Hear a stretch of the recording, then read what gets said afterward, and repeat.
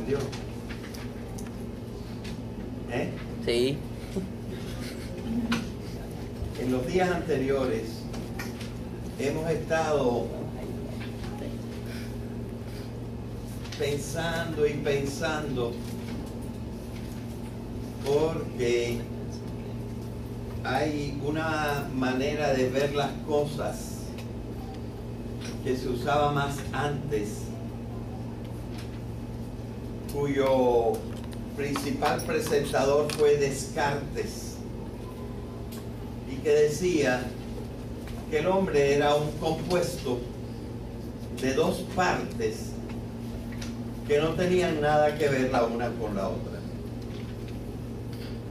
porque una era una cosa, o res extensa, y la otra era una cosa que no tenía extensión, pero que pensaba. Y se refería evidentemente al cuerpo y al alma. Esta tradición recogía también cosas de la antigüedad, en la cual, por ejemplo, Platón pensaba que las almas existían antes que los cuerpos, y con un pensamiento así poético, metafórico, decía que las almas tuvieron la desgracia de caerse en los cuerpos, y entonces no podían pensar, conocer bien. O sea que no fue solamente Descartes, sino que fue Platón, y la doctrina de Platón en cierta manera fue agravada en este sentido por Plotino, un autor sumamente poético, que también inspiró a los cristianos,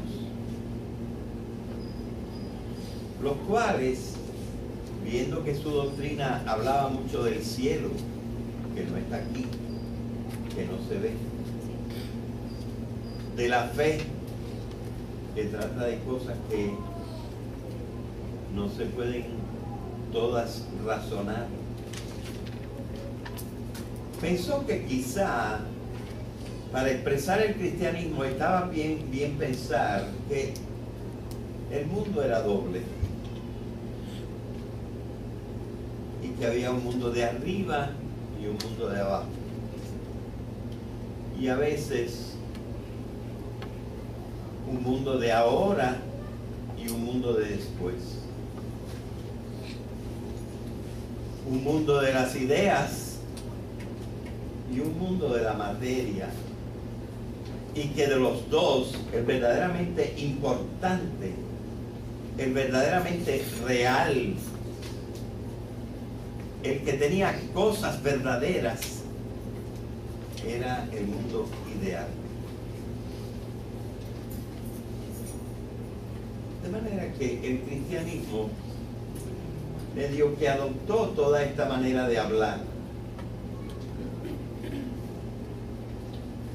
aunque esta manera de hablar en el medioevo, siglos después, en el 1200 y tanto, no, 1100 y tanto a 1200 y tanto, se rectificó con la doctrina de Aristóteles.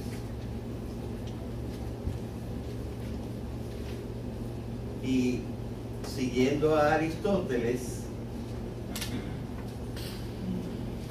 Santo Tomás de Aquino dijo estas sentenciosas palabras: el cuerpo y el alma no son dos cosas. El cuerpo y el alma no son dos seres. Bueno, la palabra que él usó no era ni cosas ni seres. La palabra que él usó, ya la conocemos, es sustancia. Pero las sustancias de Aristóteles, yo las he llamado, si lo recuerdan bien, en lenguaje moderno, constituyentes individuales de la realidad.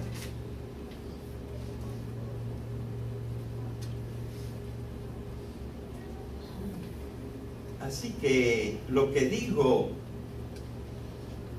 Santo Tomás de Aquino quería decir, el cuerpo y el alma no son dos seres, no son dos cosas, no son dos constituyentes individuales de la realidad, sino que de los dos, cuerpo y alma, llega a formarse una sustancia, una realidad, una cosa, que es el hombre vivo. De manera que en el mundo nos hemos peleado para que, y uno piensa que la realidad del mundo está hecho de dos partes y que otros piensan que la realidad está hecha en una forma unitaria. Existe una sola cosa. El que lo dijo, pero no con la palabra cosa, fue un filósofo anterior a Platón y Aristóteles, anterior a Sócrates, que Sócrates conoció y que se llamaba Parménides.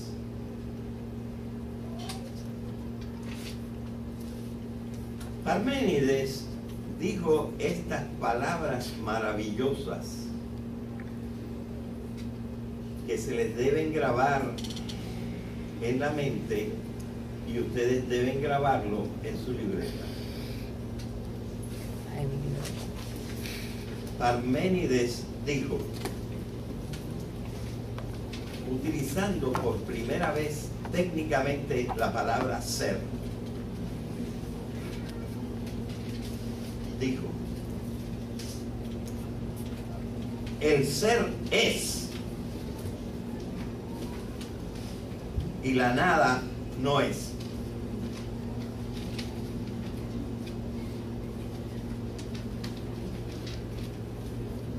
Pero fíjense que dijo la palabra ser en singular. ¿Qué pasa? ¿Ah? Y entonces, esto de que él dijo la palabra ser en singular, confundió a la gente.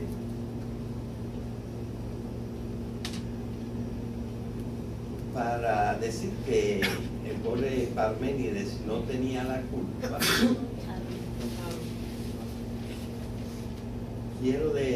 quiero explicarles a ustedes que en el tiempo de Parménides, ni en griego, ni en latín, ni en otra lengua que nosotros conozcamos, existía la palabra realidad.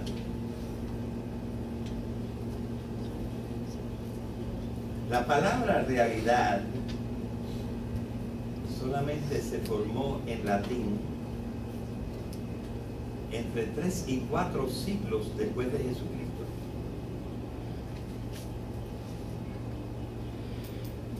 Si Parménides hubiera podido decir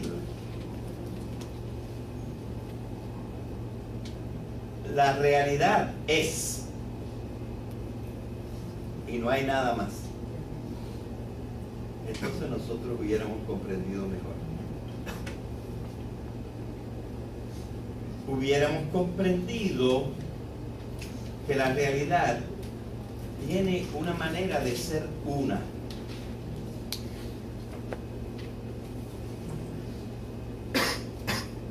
Porque lo que pasa es que en nuestra cultura nosotros estamos acostumbrados a pensar que la realidad es múltiple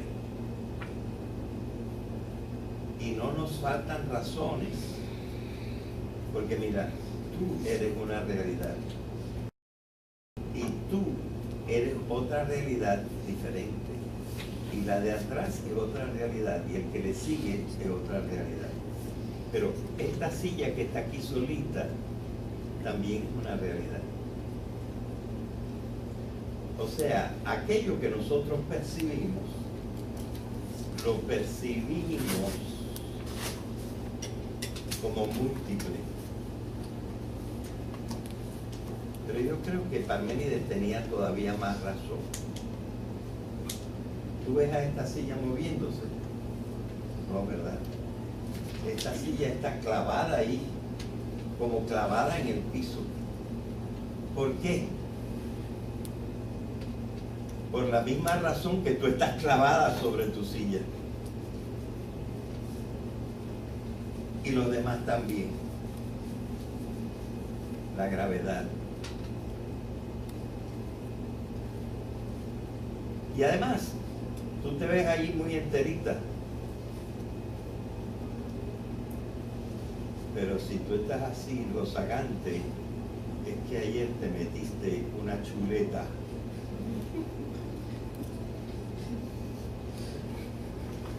Y esta chuleta pertenecía a otra cosa que tú llamas otra realidad, que la partieron y le sacaron un pedazo y te lo comiste.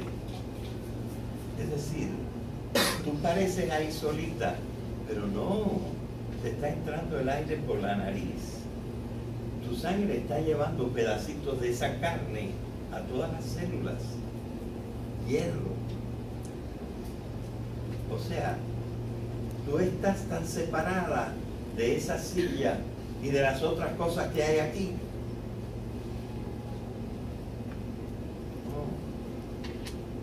No estamos tan separados.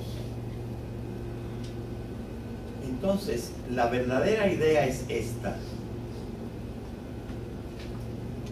Cuando nosotros empezamos a ver la multiplicidad de las cosas, tenemos al mismo tiempo que pensar que todo eso múltiple que vemos está conectado. Y primeramente está conectado por las 4 fuerzas que hay en el universo. La gravedad, el electromagnetismo, la fuerza fuerte del átomo y la fuerza débil del átomo. Cuando nosotros entendemos esto, que nos ha explicado la física en el siglo, sobre todo XX,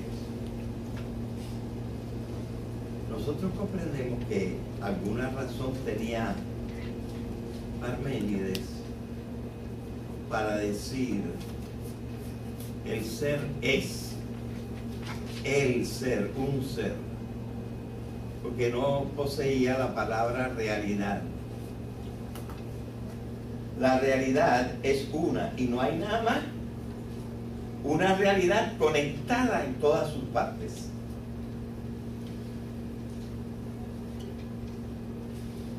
Entonces ven que tendríamos 2 maneras de hablar: ver lo múltiple. ¿Qué es lo que ve la ciencia? La ciencia lo que ve es lo múltiple, lo individual.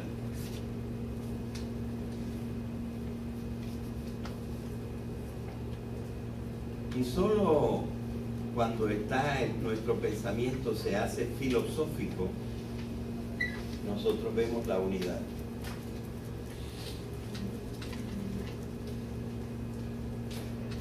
Entonces, cuando el mundo se nos presenta de esta forma, ya vemos que esa vieja disputa entre lo que llamamos el monismo, que ordinariamente se expresa con esta expresión: todo es materia, toda cosa es material. La disputa con otra posición que decía: hay como dos mundos, el mundo de la materia y el mundo del espíritu. Y nos ponemos a pensar que quizá esta segunda manera de expresarse como que pierde de vista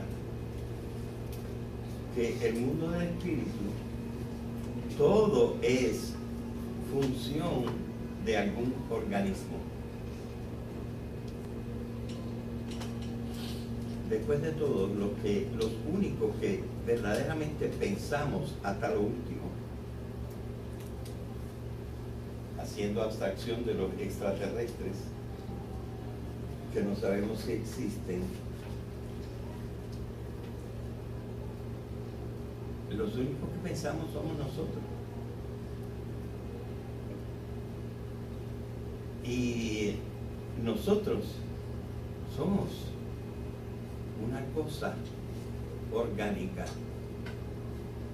somos unos organismos, que quiere decir materia organizada, organizada en átomos y células.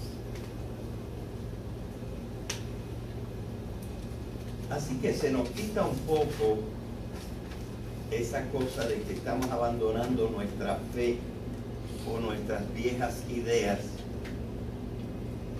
cuando queremos rechazar el monismo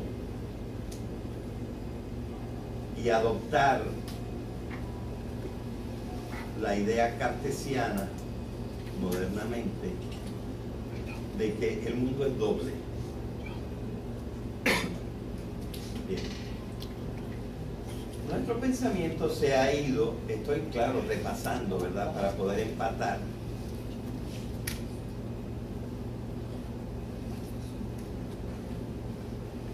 Nuestro pensamiento se ha fortalecido durante el siglo XIX y el siglo XX y lo que va del siglo XXI por la idea de que efectivamente, por lo menos, como decía Darwin, todo en el fenómeno vivo está conectado. Una materia viva viene de otra materia viva, excepto en el primer momento, que fue que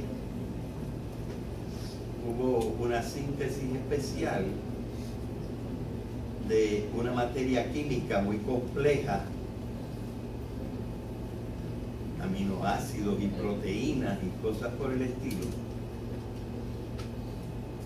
Se organizó en una nueva manera que le permitió regularse a sí mismo.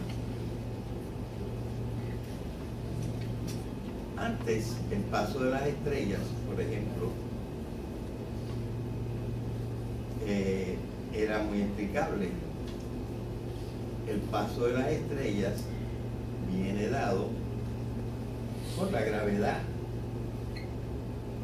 y por unas constantes que la física ha descubierto. Pero ahora no solamente son las estrellas las que son explicables. Es explicable que de las estrellas, pasando por los planetas, pasando por los elementos, los pensamientos hayan salido de las estrellas a través de los organismos llamados seres humanos. salto parece grande, pero nosotros hemos estudiado dos cosas. Primero, lo que acabo de decir, la evolución. Todo lo vivo viene de otras cosas vivas, lo cual fue completado por esto. La primera cosa viva vino de algo químico, y eso químico vino de algo físico, y eso físico vino de radiación, y la radiación vino del Big Bang. O sea que no es solamente el paso vivo, sino desde el principio hasta el final,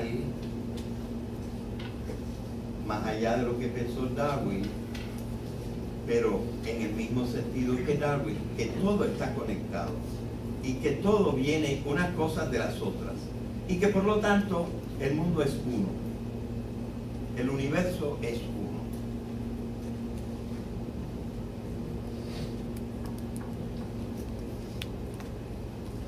Bueno, entonces se nos va haciendo un poco menos difícil aceptar que, por ejemplo, el pensamiento tenga algo que ver con la física.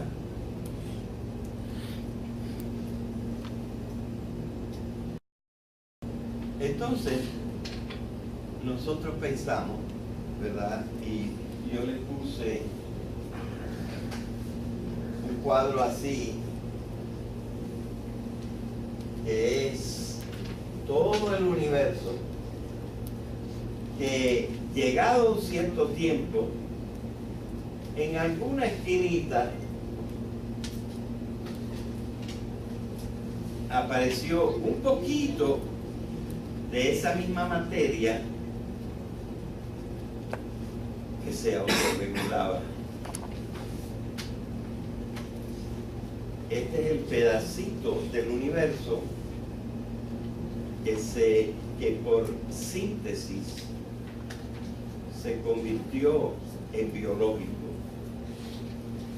Y ahora la pirámide de la realidad, que tenía aquí radiación, aquí física, aquí química, aquí biología, ahora es biológica y se regula a sí misma. Pero nada más este pedacito se regula a sí mismo. Lo otro está regulado por leyes exteriores a las mismas cosas. Los astros no se mandan a sí mismos, los mandan otros astros que también pesan. Así que ellos no se autorregulan. Los organismos vivos tienen una gran parte en que se autorregulan.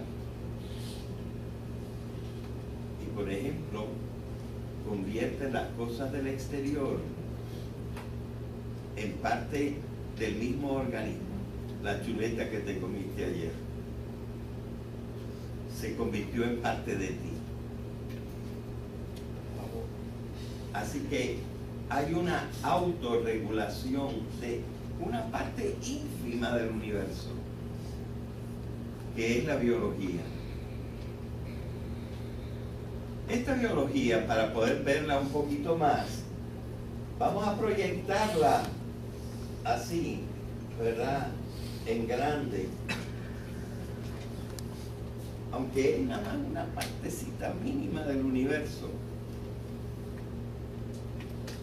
Y mucho tiempo después de que apareció esta partecita de aquí, apareció otra partecita en alguna parte en que esa cosa autorregulada, ese organismo que estaba organizado, se conoció a sí mismo. Y apareció la conciencia, pero nada más así, en un pedacito así chiquitito, que ahora son 7 billones, pero que en el tiempo de Jesucristo a lo mejor eran nada más 80 millones,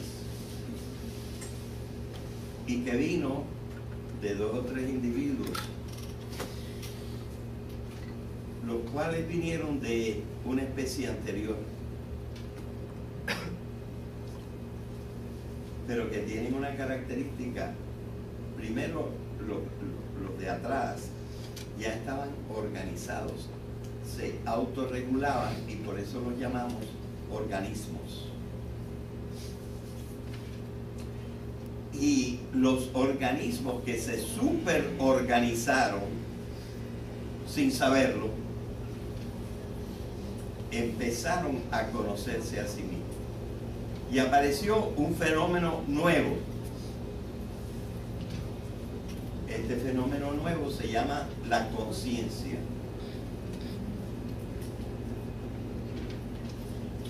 Es decir, aquí es que el organismo se regulaba a sí mismo.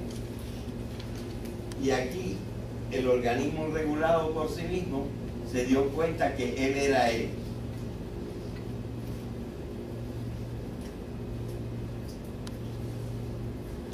Bueno, esta visión que comparten la ciencia y cierta filosofía, pues como que nos explica, ¿verdad? ¿Y qué podemos decir, verdad? Porque dijimos que eran organismos. ¿Qué es lo que tienen organizado para llamarlos organismos?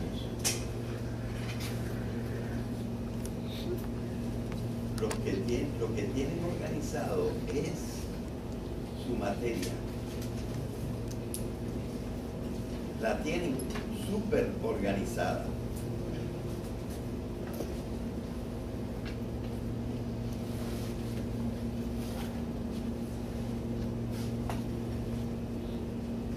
Lo mismo aquí que allá. La tienen súper organizada. Y mucho más aquellos que somos nosotros, que estos que somos nosotros y los demás animales. Pero no es cualquier cosa la que está organizada. Lo que está organizado en los organismos es la energía. Es decir, un elemento básico de la materia. No de la materia, de la masa. Lo que explicamos en la vez pasada, un poco la diferencia entre materia y masa. Materia y masa es lo mismo, pero masa es cuando pensamos la materia relacionada con todo el resto de la materia a través de la gravedad, el electromagnetismo, la fuerza fuerte del átomo y la fuerza débil del átomo. Y esas 4 fuerzas son formas de energía. Así que, ¿qué cosa es lo que se organiza? Lo que se organiza es la materia, la masa, la energía se organiza. Y ya creo que en el siglo XIX se descubrió esto. Todo es masa y energía.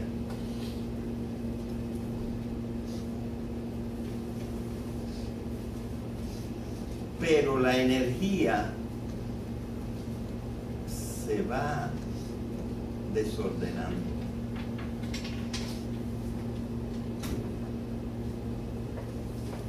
La energía tiene diferentes formas. Tiene la forma de la electricidad, tiene la forma de la luz, tiene la forma del movimiento, tiene la forma del calor. Y las formas altas de energía, electricidad y luz, se van convirtiendo también en movimiento y se pueden convertir en calor. Pero el calor de por sí no vuelve a convertirse en electricidad y luz. Ahora nosotros, los seres humanos, logramos por unos procedimientos con mucho desperdicio de calor, conseguir un poco de electricidad. Y por eso nos cuesta tanto. Pero en sí, como dice la segunda ley de termodinámica, lo que pasa en el mundo de los átomos y de las moléculas y de la radiación es que todo se va progresivamente desorganizando. Esa desorganización, que también podemos llamar caos, que quiere decir desorden,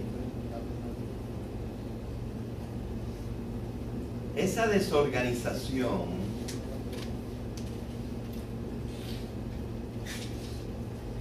es irreversible. En las primeras fases de la materia. Pero precisamente el gran sobresalto y la gran diferencia es que llegado un cierto momento que ocurrió hace como 4.000 millones de años, una partecita se autorreguló. Y esa partecita que se autorreguló fue consiguiendo autorregularse en más y más cosas.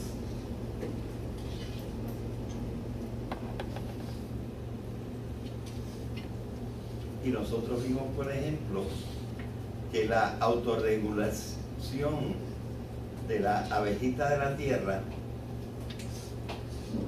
¿verdad? ¿Se acuerdan de ese ejemplo? ¿Se acuerdan de ese ejemplo?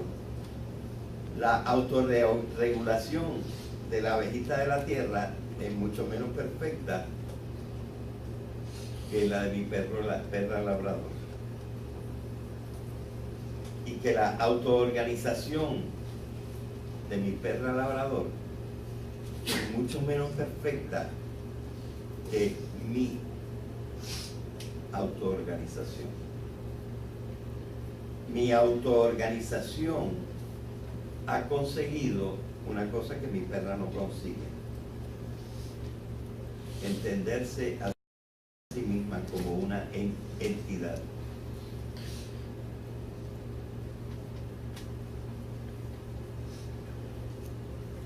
De manera que nosotros vemos que todo está conectado. Como decía Parménides, solo que Parménides no tenía a su disposición la palabra realidad y usaba la palabra ser, que es una palabra muy venerable que tenemos que estudiar más, pero no en esta clase. ¿Ok? Así que ahora podemos sostener una idea diferente de la realidad. La realidad es una. Está dirigida por 4 fuerzas elementales de la materia y después está regulada por sí misma, y esta que sobre todo tiene una organización buena en el cerebro de unos animales va siendo superior al de otros. Y ahora resulta que cuando nosotros examinamos el cerebro humano, encontramos, como nos dice Chesson, que el cerebro humano es el objeto del universo, por cierto, objeto material, aunque orgánico, organísmico, pero es el objeto de mayor densidad energética, de esa energía de que habla Einstein en su fórmula, de mayor densidad energética en el universo.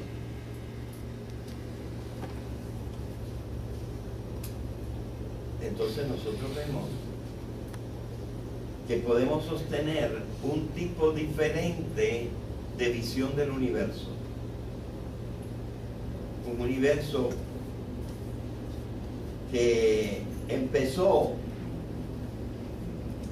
conservando siempre la energía, la cantidad de energía siempre es la misma, y esa es la primera ley de termodinámica.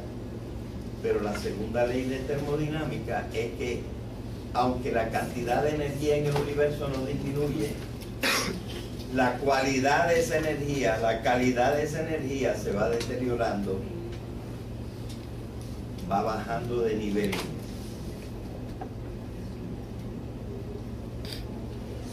Fíjense, esto que es una de las leyes más poderosas de la física, se convierte casi en su contrario en la vida. Porque en la vida y en todo lo que está vivo, la energía, en vez de desorganizarse, se organiza cada vez más.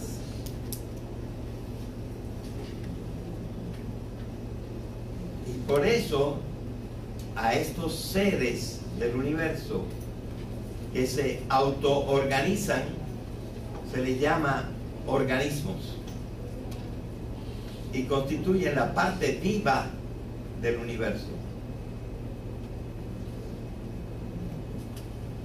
Y de repente, siguiendo el proceso de autoorganización y de incremento de la organización,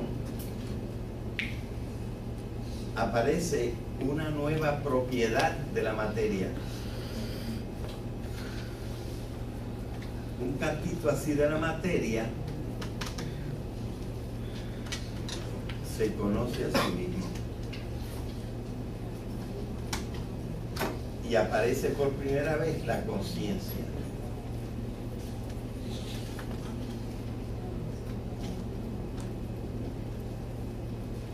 Lo que quiere decir que ya nosotros no podemos pensar en el materialismo como se pensaba antes. Sí que todo era material, pero la materia no se entendía como la entendemos ahora, como todo formando parte de un todo, y como evolucionando, y no solamente evolucionando, que una cosa pasa a ser otra y otra y otra, sino que al mismo tiempo esta evolución se hace por emergencia. Todos ustedes ya han oído la palabra emergencia. Nos vamos a quedar un ratito más.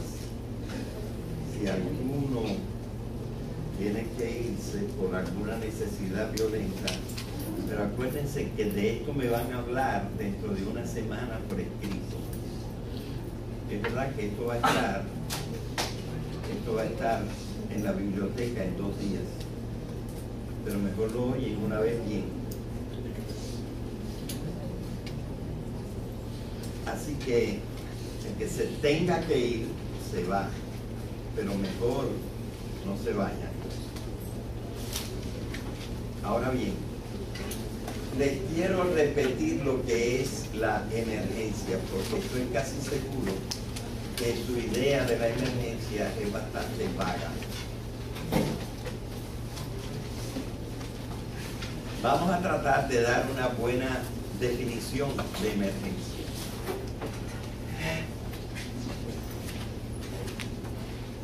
La emergencia es el fenómeno por el cual en las básicas síntesis por las que la materia se ha ido complexificando,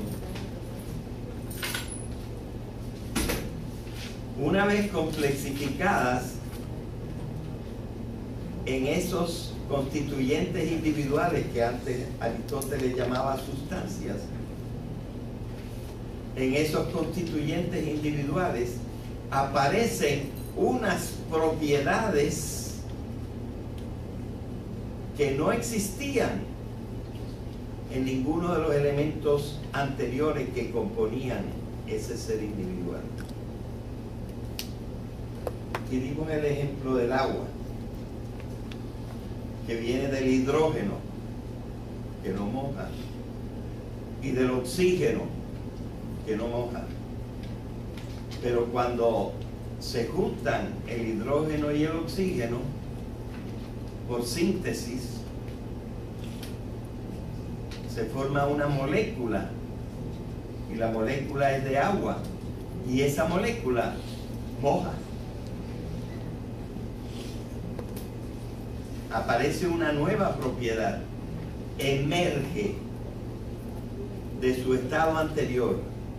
¿Por qué emerge? Por una síntesis. Se juntaron dos pedacitos que antes no estaban juntos. Entonces, resulta que hay una emergencia. Y lo último que hemos visto que emerge es la conciencia. Es decir, darnos cuenta de nosotros mismos y darnos cuenta de que nos damos cuenta. Entonces, nosotros vemos que lo biológico empieza a tener la función que no tenía antes de lo cognoscitivo, pero también de la acción o conducta, también de los sentimientos o afectos, sobre todo estos tres acá, pero este también. De manera que nosotros vemos qué cosa es la conciencia, y sobre todo en el primer paso. Lo que he explicado hoy es esto: cómo aparece el conocimiento en el organismo evolucionado por emergencia. ¿Verdad? Y lo último que voy a decir, debido a que el tiempo se ha terminado, es esto: lo hacemos diferente. Por ejemplo solamente. Lo hacemos, por ejemplo, diferente ahora en clase, cuando ustedes están atentos, que cuando están en la cama y a lo mejor sueñan conmigo, pero me oyen decir disparate. O sueñan con otra cosa que no puede suceder. Es decir, una cosa es la conciencia cuando estamos despiertos y atentos, y otra cosa es la conciencia cuando estamos dormidos. Pero también cuando estamos despiertos podemos tener una forma de conciencia como estamos dormidos. ¿Con qué?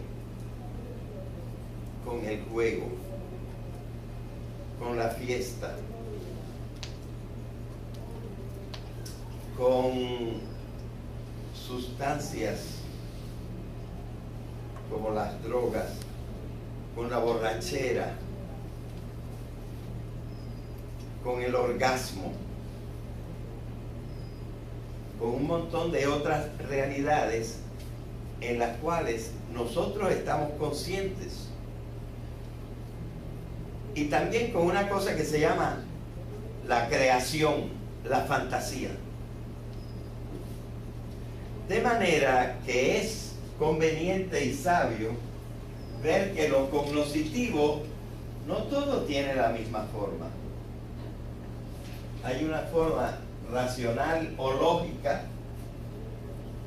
y hay una forma mitológica, aunque en cierto sentido se puede llamar racional, y que son las que vamos a estudiar.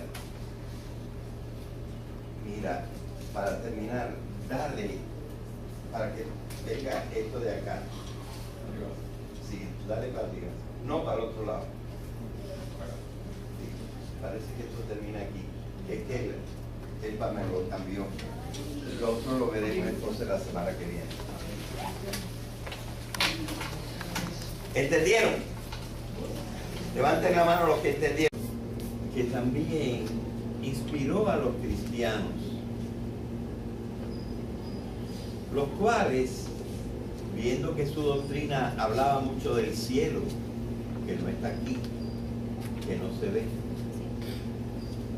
de la fe, que trata de cosas que no se pueden todas razonar,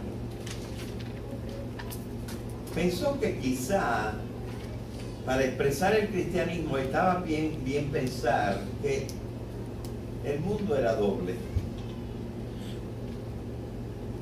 y que había un mundo de arriba y un mundo de abajo, y a veces un mundo de ahora y un mundo de después, un mundo de las ideas y un mundo de la materia, y que de los dos el verdaderamente importante, el verdaderamente real, el que tenía cosas verdaderas, era el mundo ideal. De manera que el cristianismo medio que adoptó toda esta manera de hablar, aunque esta manera de hablar en el medioevo, siglos después, en el 1200 y tanto, ¿no? 1100 y tanto a 1200 y tanto. Porque una era una cosa, o res extensa, y la otra era una cosa que no tenía extensión, pero que pensaba. Y se refería evidentemente al cuerpo y al alma. Esta tradición recogía también cosas de la antigüedad, en la cual, por ejemplo, Platón pensaba que las almas existían antes que los cuerpos.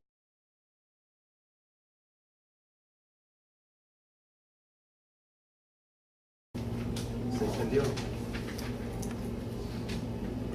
Sí.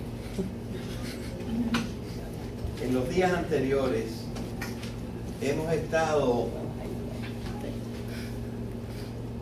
pensando y pensando, porque hay una manera de ver las cosas que se usaba más antes,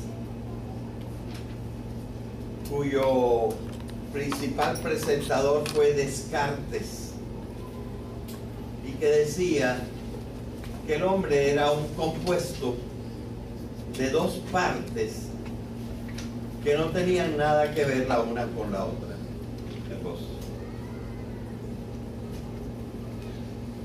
Y con un pensamiento así poético, metafórico, decía que las almas tuvieron la desgracia de caerse en los cuerpos,